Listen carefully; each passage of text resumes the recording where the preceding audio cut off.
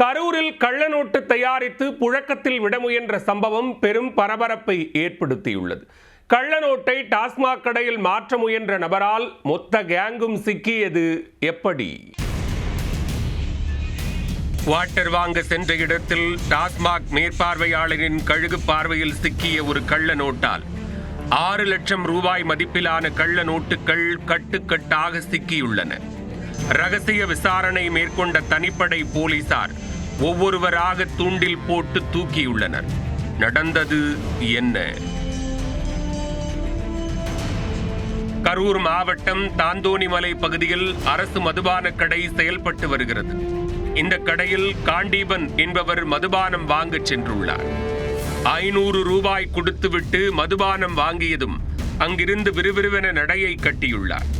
அப்போது டாஸ்மாக் கடையில் இருந்த மேற்பார்வையாளர் வேணு விஜய் என்பவர் கஸ்டமர் காண்டீபன் கொடுத்த 500 ரூபாய் நோட்டை உற்று பார்த்துள்ளார். அப்போது அவரின் கழுகு பார்வையில் அது கள்ள நோட்டாக இருக்குமோ என்ற சந்தேகம் எழுந்துள்ளது. உடனே சற்றும் தாமதிக்காமல் தாந்தோணிமலை காவல் நிலையத்திற்கு தகவல் தெரிவித்துள்ளார். அதை கேட்டு அடித்து பிடித்து ஓடி வந்த போலீசார் காண்டீபனை பிடித்து விசாரித்தனர்.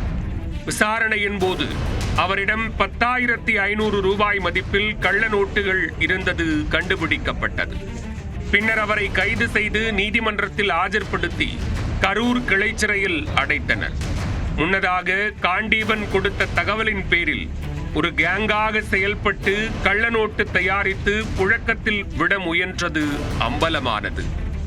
இவர்கள் ஆந்திரா போன்ற வெளிமாநிலங்களில் கள்ள நோட்டுகளை தயாரித்து எடுத்து வந்து தமிழ்நாட்டில் புழக்கத்தில் விட திட்டமிட்டுள்ளனர்.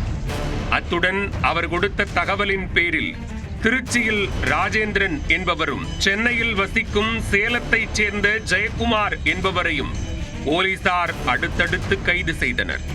இதுவரை 5 பேரை கைது செய்த போலீசார் இந்த வழக்கில் வேறு யாருக்கும் தொடர்பு உள்ளதா என தீவிரமாக விசாரித்து வருகின்றனர்.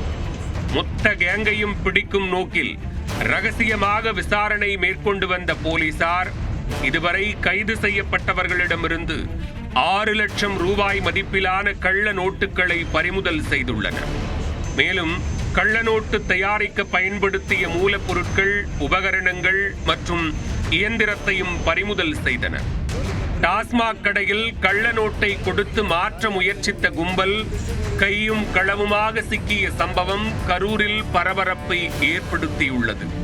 துரிதமாக செயல்பட்டு கள்ளநோட்டு கும்பலை கூண்டோடு பிடித்த தனிப்படை போலீசாருக்கு கரூர் மாவட்ட காவல் கண்காணிப்பாளர் ஜோஷ் தங்கையா பாராட்டு தெரிவித்துள்ளார்.